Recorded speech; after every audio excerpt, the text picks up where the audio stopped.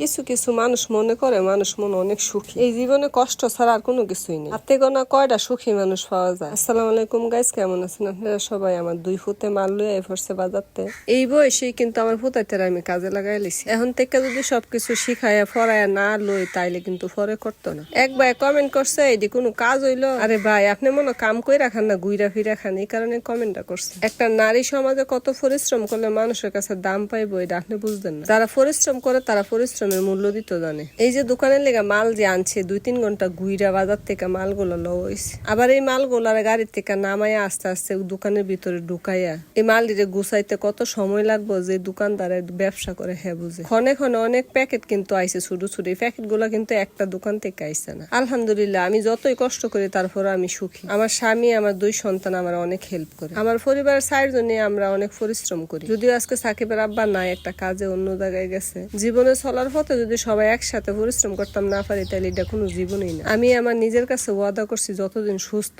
এবং ভালো থাকতে পারি ততদিন আমি কর্ম করে রাখবো। একটা নারী কর্ম কইরা সমাজে প্রতিষ্ঠিত হওয়াটা তার জন্য যে কত সৌভাগ্যের বিষয়। যেই নারীরা কর্ম করতেছে, ব্যবসা করতেছে, পরিশ্রম করতেছে তারা বুঝে। আজকে আমিও হয়তো আশা করতে পারতাম আমার স্বামী বিদেশ থাকতো, টাকা পাঠাইতো, বসা বসা খাইতো, কিন্তু এই স্বপ্ন আমি দেখি না। আমি যে পরিশ্রম কইরা এখন বর্তমানে সংসারে যেভাবে চলতেছি এইভাবে হয়তো চলতে পারতাম না। আমি আমার 2টা ফুতের লয়ে সে রাজার হালে চলি। নিজে ইনকাম করতেছি বিদায় নিজের শরীরে অনেকটা জোর আছে। যখন যা খুশি ছেলেদের চাহিদা মিটাইতে পারতেছি, সংসারে যা লাগতেছে তার প্রয়োজন মতো খরচ করতেছি। প্রবাসে অনেক বাইরা পরিশ্রম করে কিন্তু তার পরিবার কিন্তু তাদের আশায় বয়ে থাকে। তারা কখন বেতন পায় দেশে টেয়া পাঠাইবো আর তারা সারা মাস বাজার করে হাইব। আমার ছেলেদের দিয়ে আমি কাজ করাই এই কারণে তারা বুঝুক পরিশ্রম কি জিনিস। বিদেশ থেকে টাকা পাঠাইতো আজকে ফুতাইতো, মুছে খাই লইলে, মুছে খরচ করে লইলে। যদিও হেই সৌভাগ্যবান আমার ফুতেরা না। এই কারণে আমি মনে করি আলহামদুলিল্লাহ আমার ভাগ্যে যা আছে তাতে আমি খুশি। আমি একজন বাংলাদেশের নারী হিসেবে স্বাধীনভাবে চলাফেরা করতেছি, ব্যবসা করতেছি, যা খুশি তার নিজের পরিবারে নিয়ে খাইতেছি। আমার বাধা দেওয়ার মতো কেউ নাই। আমি মনে করি নিজে পরিশ্রম করাই ভালো, কারো উপর নির্ভর করে থাকাটা ঠিক। পরিশ্রম হইতেছে সৌভাগ্যের চাবিকাঠি। আজকে এই পরিশ্রম করে সন্তানরা বাজাতে মাল আনছে, তারপরে দেখেন ওরা কতটুকু খুশি। খুশিটা কিন্তু অনেক সময় মা বাবা অনেক কিছু দিয়েও কিনতে পারে না। জীবনে টাকা পয়সা অনেক কিছু না, কিন্তু ছেলে মেয়ে নিয়ে সুখে থাকাটাই অনেক কিছু।